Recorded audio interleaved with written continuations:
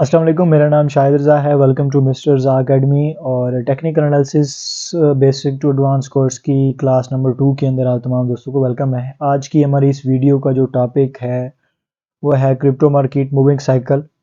और crypto market moving cycles को इस वीडियो के अंदर हम मास्टर करेंगे कि मार्केट्स के मूविंग साइकिल्स जो हैं वो कौन कौन से हैं और उनके करैक्टरिस्टिक क्या हैं और किस फेज़ के अंदर जो है वो क्या क्या हो रहा होता है। इंतहाई इंपॉर्टेंट वीडियो, क्योंकि ये एक बेसिक्स ऐसा पॉइंट है जिसके ऊपर आपकी बुनियादें जो है वो बननी, बुनियादों के ऊपर जो है वो हमारा जैसे खड़ी की जाती है। जितनी बुनियादें ज़्यादा मजबूत होंगी तो आप उसके ऊपर मज़ीद जो है वो अच्छे रिस्पॉन्स के साथ अच्छी चीज़ें जो है वो बिल्ड कर सकेंगे। तो एक बेसिक्स कॉन्सेप्ट एंड बहुत ज़्यादा इंपॉर्टेंट कॉन्सेप्ट्स है। ये चीज़ें मोस्टली बहुत सारे लोग अवॉइड करते हैं, जिसकी वजह से उनके बहुत सारे कॉन्सेप्ट जो है वो रह जाते हैं। तो वीडियो को आपने कोशिश करना है कि एक दफ़ा सही तरीके से आपने देखना है और उसके बाद इसकी प्रैक्टिस ज़रूर करनी है, क्योंकि अगर प्रैक्टिस नहीं करेंगे तो फिर जो है वो आपको कोई इतना ज़्यादा फ़ायदा नहीं होने वाला। ठीक है, नए आने वाले दोस्तों के लिए बताता चलो, हमारे इस चैनल मिस्टर रज़ा अकेडमी के ऊपर क्रिप्टो के रेलिवेंट आपको कंटेंट मिल रहा है। बेसिकली हमारा जो प्लेटफार्म है रोड मैप ओरिएंटेड प्लेटफार्म है। यहाँ पर sequence wise proper road map के साथ चीज़ें जो है वो आपको प्रोवाइड की जाती हैं। अगर आपको हमारा कंटेंट इन्फॉर्मेटिव लगे तो आप मेरे चैनल को सब्सक्राइब कर सकते हैं। बैक टू द टॉपिक, हमारे पास जो क्रिप्टो मार्केट्स है वो डिफरेंट साइकिल्स के अंदर मूव करती है। और अगर इन साइकिल्स के बारे में बात की जाए तो हमारे पास ये कोई 4 किस्म्स के जो है वो साइकिल्स होते हैं। अब ये साइकिल्स क्या हैं, इनके अंदर क्या क्या हो रहा होता है, किस साइकिल्स के अंदर क्या चीज़ें हैं, बैक स्टोरीज क्या चल रही होती हैं, कैसे ट्रैप किया जाता है, अकॉर्डिंग टू बेसिक से एडवांस, जैसे मैंने कॉन्सेप्ट बताया आपको, एक मास्टर लेवल तक आपकी इस कॉन्सेप्ट के हवाले से जो है वो अप्रोच इस वीडियो को देखने के बाद जो है वो बन जाएगी। सबसे पहला जो जिस साइकिल्स के ऊपर हम बात करते हैं उसे हम कहते हैं जी एक्यूमुलेशन फेज। अब बेसिकली एक्यूमुलेशन फेज को अगर मैं सिंपल वर्ड में बताऊं तो एक्यूमुलेशन फेज दरअसल वो मार्केट का फेज होता है या ऐसा एरिया जहां पर लोग जो है वो मार्केट को एक्यूमुलेट यानी खरीदारी करते हैं। जहां पर लोग जो है वो क्या कर रहे होते हैं, बाइंग कर रहे होते हैं, उसे हम कहते हैं जी एक्यूमुलेशन हो रही है मार्केट के अंदर, यानी खरीदारी हो रही है। उस स्पेसिफिक एरिया के अंदर जो मार्केट्स की डिमांड है वो बहुत ज़्यादा बढ़ जाती है। ठीक है, अब एक्यूमुलेशन फेज की कुछ जो है वो चीज़ें हैं। एक्यूमुलेशन फेज जो है वो किसी भी मार्केट साइकिल का जो है वो फर्स्ट फेज होता है। ये आप स्टॉक्स में चले जाएं, क्रिप्टो में चले जाएं, किसी भी चीज़ फाइनेंस के रेलिवेंट मार्केट्स के अंदर चले जाएं, तो जो सबसे किसी मार्केट्स का बुनियादी एक स्टार्टिंग पॉइंट होता है वो एक्यूमुलेशन फेज से होता है। कि उस एक्यूमुलेशन फेज के अंदर लोग जो है वो खरीदारी करते हैं, खरीदारी से उनकी डिमांड्स बनती है और देन मार्केट्स जो है वो ऑपरेट करती है डिफरेंट सेटअप्स के ऊपर। तो एक्यूमुलेशन फेज जो है वो किसी भी मार्केट का फर्स्ट साइकिल होता है और इसका जो आगाज है वो एक प्रीवियस साइकिल्स के इख्तिताम के ऊपर होता है। ठीक है, एक प्रीवियस साइकिल होगा, वो साइकिल क्या होगा वो हम फोर्थ स्टेप्स के ऊपर जाकर पढ़ेंगे। उस साइकिल के बाद जो है वो हमारे एक्यूमुलेशन फेज का जो है वो शुरुआत होती है। ठीक हो गया, तो ये कुछ इसके स्पेसिफिक पॉइंट हैं, इनको जहन नशीन करें और देन मैं आप जो है वो आपको अभी चार्ट पर लेकर चलता हूँ तो आपको बताता हूँ कि ये कैसे जो है वो चीज़ें बेसिकली परफॉर्म हो रही होती हैं। हम चार्ट्स के ऊपर आ चुके हैं और देखें कि हमारे पास कोई प्रीवियस साइकिल्स है। अब प्रीवियस साइकिल जो मोस्टली आपको एक्यूमुलेशन फेज में देखने को मिलेगा कि मार्केट आप जो है वो एक डाउन ट्रेंड के अंदर ऊपर से आ रही होगी, मतलब कहीं ना कहीं अपना हाई लगाकर या कहीं ना कहीं इसे सेल पॉइंट ऐसा मिला होगा जहां पर लोगों ने यहाँ से कोई बेचा होगा इसको और मार्केट जो है वो ऑल द वे अपने एक बॉटम्स के ऊपर बैठी होगी। अब ये जो बॉटम्स होगा जहां पर ये एक्यूमुलेट करेगी, यहाँ पर कुछ स्पेसिफिक चीज़ें प्रीवियस हिस्ट्री के अंदर इस एरिया के अंदर हुई होंगी। इसकी एग्जांपल मैं आपको ऐसे दूंगा कि ये फेस आता कैसे है कि लेट्स सपोज आपने एक गाड़ी बाई की, 10 लाख की गाड़ी बाई की और 3-4 महीनों के बाद आपने क्या की, वो 15 लाख की बेच दी। ठीक है, तो अगेन जब मार्केट प्राइस के ऊपर 10 लाख की कहीं आपको गाड़ी मिल रही होगी तो आप दोबारा खरीदेंगे ताकि आप दोबारा उसको प्रॉफिट्स के अंदर बेच सकें। हो सकता है उस वक्त सिर्फ आप ना खरीदें बल्कि आपके इर्द गिर्द के लोग भी आपको देखते हुए जो है वो चीज़ खरीदें कि इस चीज़ के अंदर डिमांड है या पोटेंशियल है, तो वो जो है वो उस चीज़ के अंदर जो है उसकी डिमांड बढ़ेगी। लेट्स सपोज फर्स्ट टाइम आप खरीदारी करने वाले आप अकेले इंसान थे, सेकंड टाइम आपने वो जो अपना नॉलेज शेयरिंग था, जो एक्सपीरियंस था, अपने भाई के साथ शेयर किया, किसी दोस्त के साथ शेयर किया, किसी फैमिली मेम्बर के साथ शेयर किया, तो हो सकता है अगली दफ़ा उस जगह पर ख़रीदने वाले आप एक ना हो, 5 लोग और आपके साथ हों। तो वो क्या होता है, एक डिमांड एरिया होता है जहाँ पर लोगों का बिलीव होता है कि अगर हम इस प्राइस के ऊपर ये चीज़ बाई कर रहे हैं तो ये इन फ्यूचर जो है वो हमें जाकर क्या कर सकती है, मुनाफा दे सकती है। तो एक्यूमुलेशन फेस दरअसल वो फेस होता है जहाँ पर लोगों का एतमाद होता है कि ये अब सही पॉइंट है, क्योंकि मार्केट एक स्पेसिफिक अप पॉइंट के बाद एक अच्छी प्राइस के लेने के बाद एक दफ़ा डाउन दोबारा आ चुकी होती है, तो वो दोबारा अपॉर्चुनिटी जो है वो ख़रीदारी की दे रही होती है। अब ख़रीदारी की अपॉर्चुनिटी कैसे दे रही होती है, क्योंकि सेम उसी स्पेसिफिक लेवल के ऊपर, जैसे मैंने आपको बताया, हिस्ट्री के अंदर कोई चीज़ ऐसी परफॉर्म हुई होती है जो कि लोगों को इंसिस्ट कर रही होती है उस पॉइंट के ऊपर ख़रीदने का। ऑन द स्पेसिफिक हैंड अगर हम क्रिप्टो के बारे में बात करें तो क्रिप्टो की बेसेम इसी चीज़ के ऊपर हिस्टोरिक मूवमेंट जो है वो कुछ ना कुछ उस लेवल के ऊपर हुआ होगा जहाँ पर लोगों ने उस कॉइन्स या उस टोकन या जिस चीज टेक्नोलॉजी के अंदर वो इन्वेस्ट करना चाह रहे हैं उसमें इन्वेस्ट की होगी और उसके बाद उन्हें वहाँ से एक बहुत अच्छा रिटर्न मिला होगा, और अगेन जब उस लेवल पर आई होगी तो दोबारा वो लेवल लोग उस लेवल पर एतमाद करते हैं कि भाई साहब इस लेवल पर जब ये मिले तो हम इसमें अपना रिस्क ले सकते हैं, हम इसके अंदर जो है वो प्रॉफिट्स दोबारा कमा सकते हैं। तो मार्केट वहाँ क्या करेगी, एक स्पेसिफिक एरिया के अंदर कंसोलिडेट करेगी। कंसोलिडेशंस, यहाँ कंसोलिडेशंस से मुराद ये होती है कि मोमेंटम बिल्ड हो रहा होता है। मोमेंटम बिल्ड इस तरीके से है कि लोग प्लानिंग कर रहे होते हैं बाइंग्स की। जब लोग प्लानिंग करते हैं और जब वो प्लानिंग एग्जीक्यूट होती है तो उसके बाद मार्केट्स जो है वो अपनी एक स्पेसिफिक डायरेक्शन लगती है। लुकिंग मोर फॉरवर्ड, एक चीज़ और यहाँ पर आपको बताऊं जो कि बहुत ज़्यादा इंपॉर्टेंट है, क्रिप्टो मार्केट का साइज़ जो है वो बहुत ज़्यादा छोटा है, तो इसको ऑपरेटर चलाते हैं। ऑपरेटर्स का वर्ड यहाँ पर शायद आपके लिए नया हो तो उसको मैं आपके क्लियर करता चलूँ। ऑपरेटर से यहाँ पर मुराद ये है कि जितने भी बड़े इंस्टीट्यूट, बड़े बैंक्स या क्रिप्टो की जो सेलिब्रिटीज़ हैं जिनके पास बिलियंस ऑफ डॉलर्स की इन्वेस्टमेंट होती है, वो क्रिप्टो मार्केट्स के ऑपरेटर हैं या फिनांस में ये ऑपरेटर्स कहलाते हैं।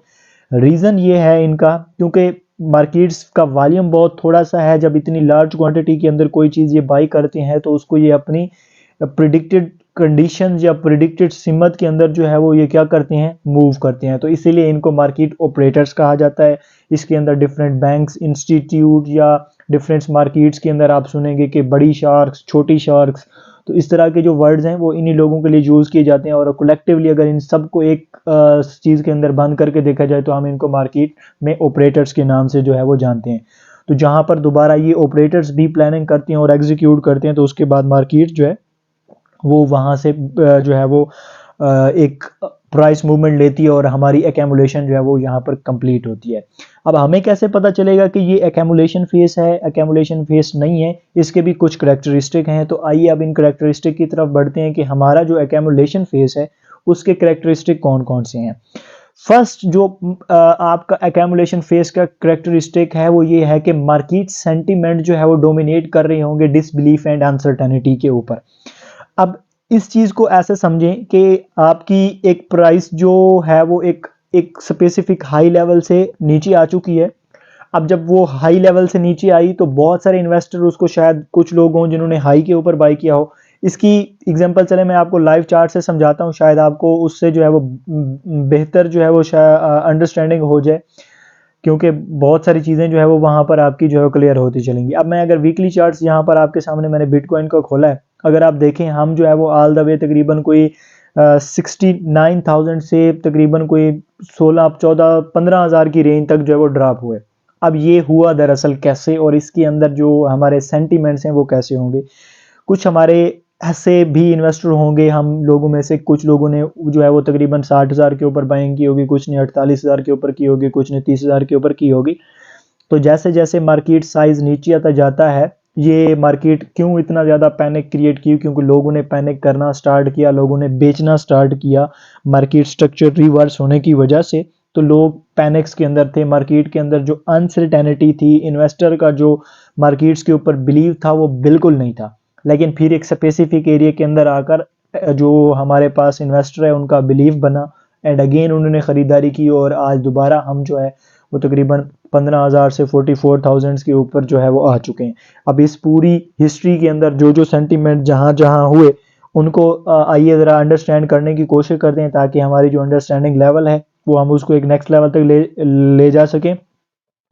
कुछ लेट सपोज लोग थे जिन्होंने 60,000 के ऊपर बाइंग की, 60,000 से बाइंग के बाद जब 48,000 के ऊपर या 50,000 के ऊपर आए तो वो जो है वो परेशान हो गए, क्योंकि उनके अंदर जो है वो जो उनकी मैक्सिमम होल्डिंग पावर थी या वो जितना रिस्क अफोर्ड कर सकते थे उनका पूरा हो गया। तो उन्होंने लॉस के अंदर वो जो 10,000 डाउन्स के ऊपर जो उनकी थी उन्होंने सेल किया। जब उन्होंने सेल किया तो मार्केट के अंदर उस वजह से अनसर्टेनिटी पैदा हुई, वॉल्यूम आया एंड अगेन एक स्टेप मार्केट नीचे, यानी 50,000 से वो 40,000 के ऊपर आ गई। ठीक हो गया।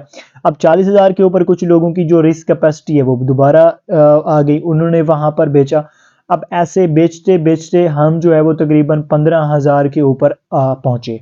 अब 15,000 का एक ऐसा लेवल था जहां पर लोग अब इससे ऐसा लेवल था कि वो अब यहाँ से ये एक्सपेक्ट नहीं कर रहे थे कि इससे मजीद नीचे जाएगा। वो ये एक्सपेक्ट कर रहे थे बस इसने जितना गिरना था या जितना करेक्शन करनी थी वो कर लिया। तो यहाँ पर उन लोगों ने एक्यूमुलेट करना स्टार्ट किया।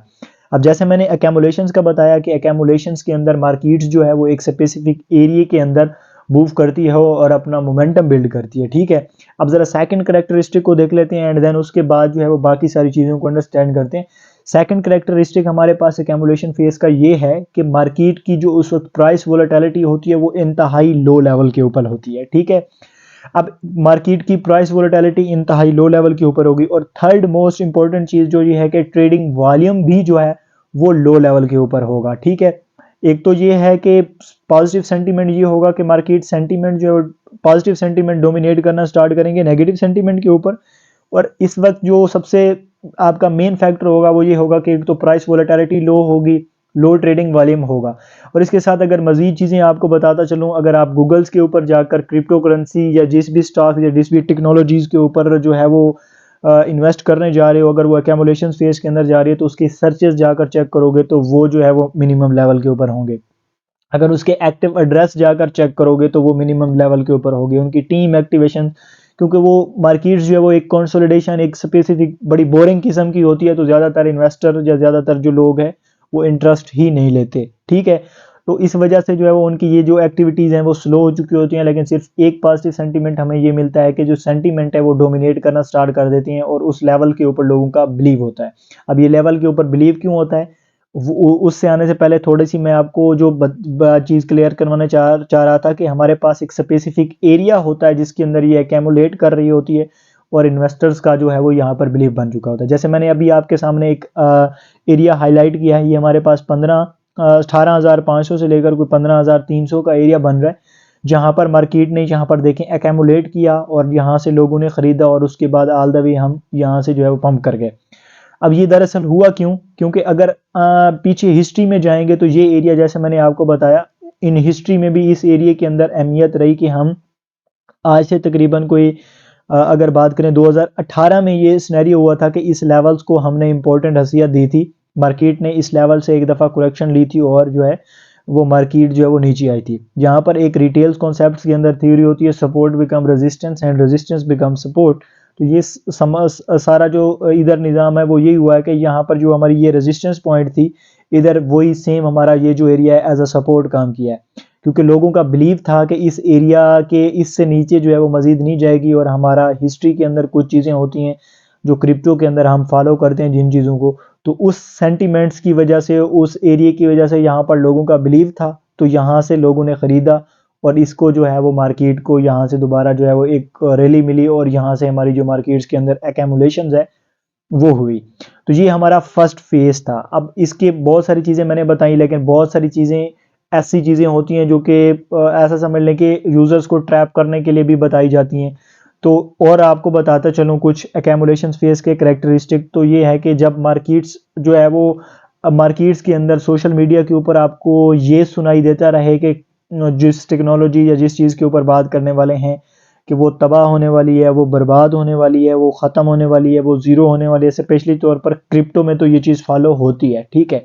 अगर इसके किसी टेक्नोलॉजी के कोई टेक्निकल बग्स नहीं है, वो इंशाल्लाह फंडामेंटल्स की अगर आप सीरीज़ देखेंगे मेरी तो उसमें आपके सारे कवर अप होंगे।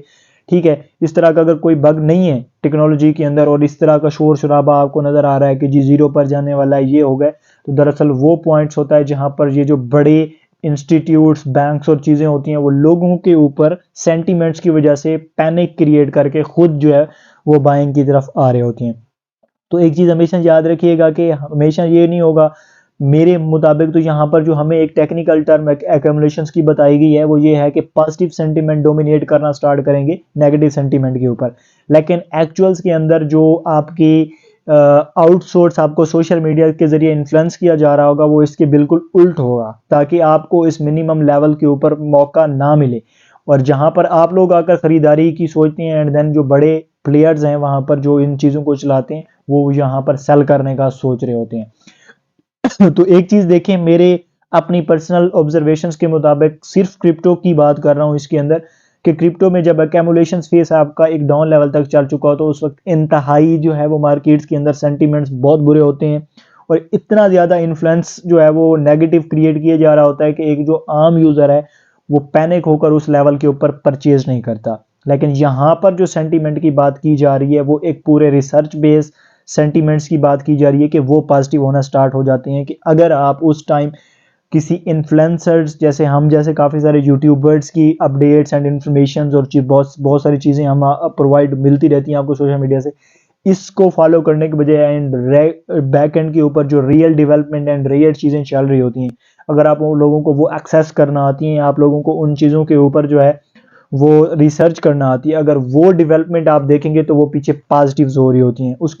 उसके अंदर बैंक्स इन चीज़ों के बारे में बात कर रहे होते हैं, international markets, international researcher, international conferences, monetary policies के अंदर या और भी बहुत सारे जो डिफरेंस हाईलाइटेड चीज़ें होती हैं, हाईलाइटेड सोशल मीडियाज होते हैं, बड़े बड़े इंक्यूबेशन सेंटर होते हैं इकोनॉमिक्स के, उनके अंदर बेसिकली जब इन चीज़ों की बात आना स्टार्ट होती है तो देन ये जो है वो हमारा एक्यूमुलेशन फेस लगा होता है। तो सेंटीमेंट्स एक बैक एंड के ऊपर जो है वो एक अच्छे चल रहे होते हैं, लेकिन आउट सोर्स जो आपको किए जा रहे होते हैं थ्रू सोशल मीडिया, उस वक्त जो है वो बहुत बुरी कंडीशन होती है और आप लोगों को पैनिक किया जाता है। ठीक है, तो ये हमारे कुछ एक्यूमुलेशन फेस की कुछ करेक्टरिस्टिक थे, कुछ चीज़ें थी जिससे हम गैस कर सकते हैं कि मार्केट फर्स्ट एक्यूमुलेशन फेस के अंदर बैठी है और इस चीज़ को जो है वो आप इससे आगे जो है वो आप कंटिन्यू करेंगे अप साइड के ऊपर, डाउन साइड के ऊपर, क्या ये लोग खरीद रहे हैं या नहीं खरीद रहे। लास्ट के ऊपर जाकर ये जब मैं सारे कॉन्सेप्ट क्लियर करूंगा, फिर शॉर्ट टर्म्स के अंदर ये एक्यूमुलेशन, यानी अगर आपने 1 घंटे के चार्ट के ऊपर चेक करनी है, ये तो मैंने वीकली चार्ट्स के ऊपर समझाई आपको ताकि आपको एक बड़ी पिक्चर्स के अंदर ये समझा सकूं। वीडियो के लास्ट या किसी इंटरमीडिएट चंक्स के अंदर 1 घंटे के अंदर आप इन चीज़ों को कैसे एक्सेस कर सकते हो और कैसे एक्यूमुलेशन फाइंड कर सकते हो वो बताऊंगा। बहुत इंपॉर्टेंट चीज़ है, वो भी मैं इंशाल्लाह बीच में इस वीडियो के कहीं ना कहीं डालूंगा ताकि उन्हीं लोगों को फ़ायदा हो जो लोग सीरियसली वीडियोस देखते हैं और एफर्ट करते हैं, ताकि जो एक प्रीमियम चीज़ें हैं वो उन्हीं यूज़र्स को मिलें जो बेसिकली सीरियस हैं। ठीक हो गया, जो स्किप करके देखते हैं उनके लिए भाई साहब फिर ये कॉन्सेप्ट मिस होना जो है वो बहुत ज़रूरी है। जो लोग सीरियस हैं वो चीज़ें, हम भी प्रीमियम चीज़ें अगर आपको फ्री में प्रोवाइड कर रहे हैं तो बीच के अंदर कहीं ना कहीं उन्हीं लोगों को हम देने की कोशिश करते हैं जो कि उस चीज़ की अहमियत को जानते हैं।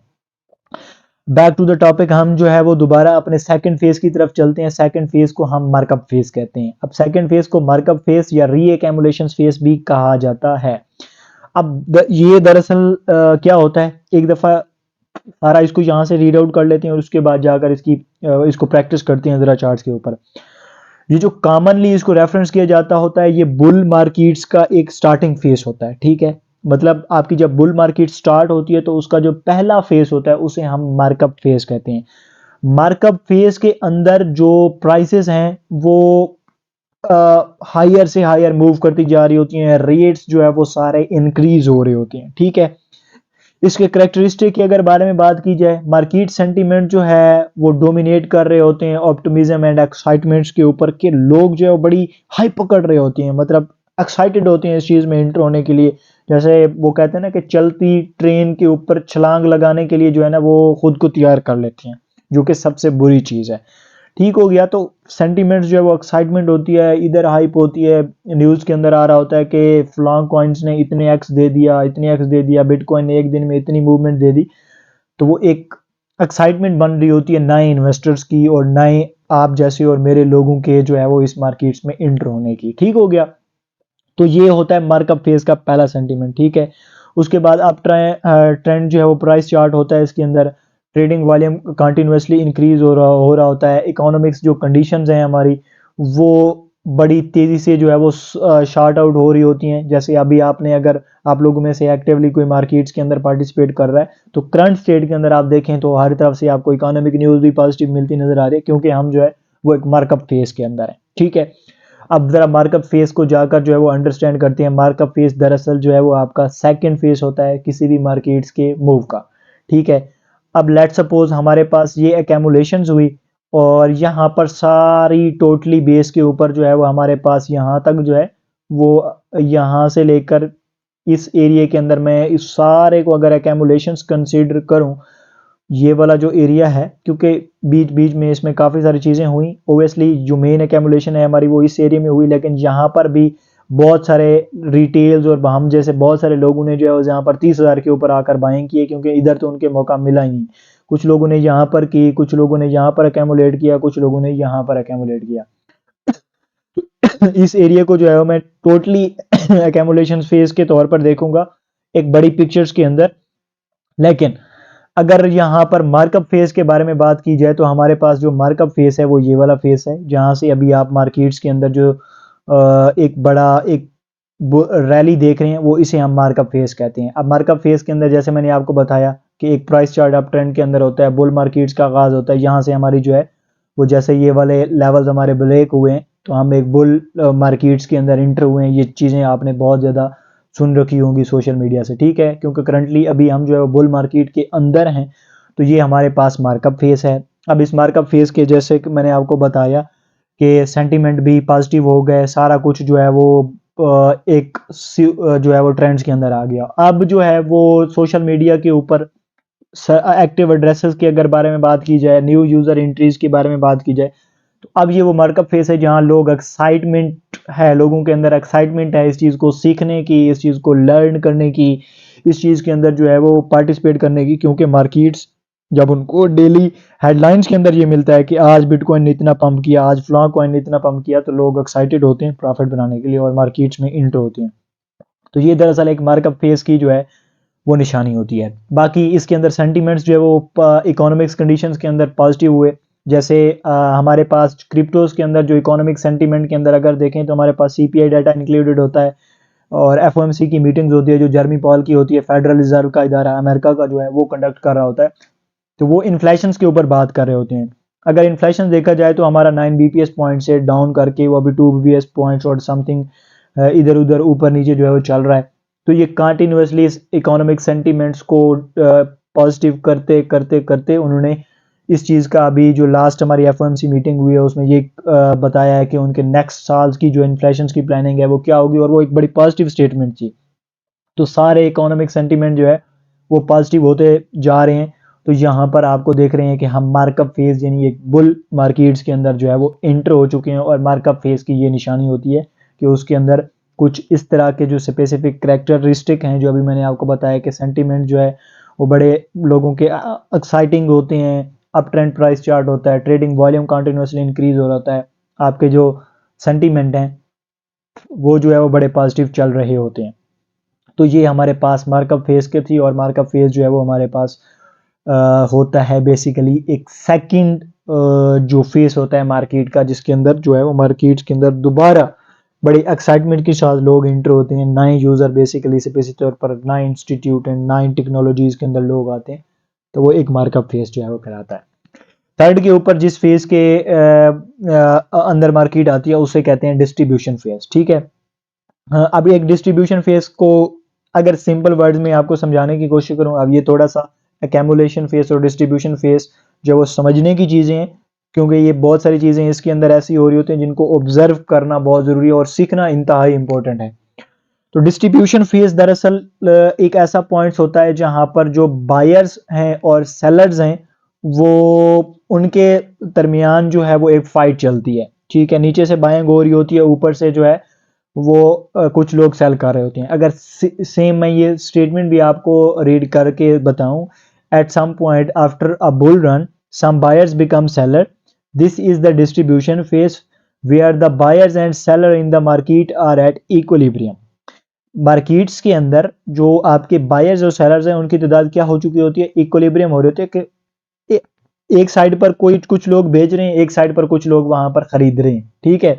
तो वो क्या हो रहा होता है, आपकी डिस्ट्रीब्यूशन फेज चल रहा होता है, और डिस्ट्रीब्यूशन फेज के अंदर ये डिसाइड किया जाता है कि मार्केट्स अब यहाँ से मजीद कंटिन्यूएशन करेगी, क्योंकि आपका डिस्ट्रीब्यूशन फेज भी कभी कभी दोबारा एक्यूमुलेशन फेज के अंदर बढ़ जाता है, कि लोगों का एट द एंड इतने अप लेवल के ऊपर जाने के बाद फिर भी बिलीव होता है कि ये मजीद यहाँ से अप जाएगा, तो वहां पर भी लोग दोबारा एक्यूमुलेट करना स्टार्ट कर देते हैं।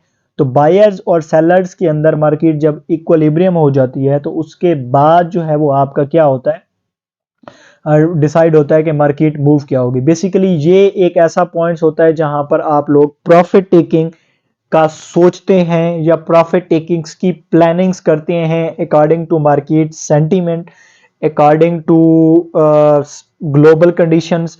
आप ये डिसाइड करते हो कि आपने बेचना है अपना, जो आपने कोई चीज़ खरीदी थी साल 2 साल 1 महीना घंटा जितने भी निज़ाम है उसका, उससे आप प्लान करते हो कि वो आपने बेचना है। तो दरअसल ये जो आपका डिसीजन है वो डिस्ट्रीब्यूशन फेज के अंदर हो रहा होता है। अब डिस्ट्रीब्यूशन फेज के अंदर जो है वो सेंटीमेंट्स की क्या सूरत होती है, market sentiment is stimulously coloured by overconfidence, greed and uncertainty. इस सिचुएशंस के अंदर जो है वो एक तो लालच बहुत होती है। लालच ये है कि लोग बहुत बड़े पैमाने के ऊपर जो है वो इंटरेस्ट लेकर जो है वो लॉन्ग शॉर्ट्स की पोजीशनें ओपन कर रहे होते हैं, मतलब एक बहुत बड़ी ग्रीडी हुए पड़े होते हैं लोग, बहुत ज्यादा जो है वो लालच होता है, ठीक है। यहां पर भी सेम लो प्राइस वोलेटिलिटी जो है वो आपको मिलती है। आपका ट्रेडिंग वॉल्यूम जो है वो कोई ज्यादा इतना ज्यादा इंक्रीज नहीं कर रहा होता, एक स्पेसिफिक पॉइंट के ऊपर स्टेबल होता है, या वो एक कंसोलिडेशन फेज के अंदर आ जाता है। फिर वहां से जो साइड्स जो है वो ज्यादा डोमिनेट होती है, तो वो उसको जो है वहां से जो है वो मार्केट को पुश अप करती है। तो ये हमारे पास जो है वो एक डिस्ट्रीब्यूशन फेज होता है। अब डिस्ट्रीब्यूशन फेज अगर आपको जो है वो इसकी थोड़ी सी प्रैक्टिस करवाता चलो। अब डिस्ट्रीब्यूशन फेज की एग्जांपल हमारे पास है तकरीबन जो हमारे पास बीटीसी के अंदर ये वाले लेवल्स हैं, हमारे पास ये तकरीबन 2021 के अंदर ये वाले जो लेवल्स हैं, ये एक हमारे डिस्ट्रीब्यूशन फेज के अंदर आते हैं, जहां पर लोगों ने प्लानिंग्स की। दरअसल ये हमारे पास तकरीबन कोई 50,000 से ऊपर का ये जो एरिया है, ये डिस्ट्रीब्यूशन फेज के अंदर आता है, जहां पर लोगों ने जो है वो ये डिसाइड किया कि उन्होंने इस चीज़ को दोबारा अगेन होल्ड करना है या बेचना है। तो यहाँ पर लोगों ने जो एक डिसाइड मूव साबित हुआ वो ये हुआ कि यहाँ से लोगों ने बेचा, लोगों ने बेचने का सोचा कि भाई साहब बहुत प्रॉफिट बना लिए, यहाँ से बेचते हैं, अगेन एंट्री मारेंगे जहाँ पर हमें एक्यूमुलेशन का मौका मिलेगा। तो उसके बाद मार्केट ने ऑल द वे यहाँ पर डाउन आई।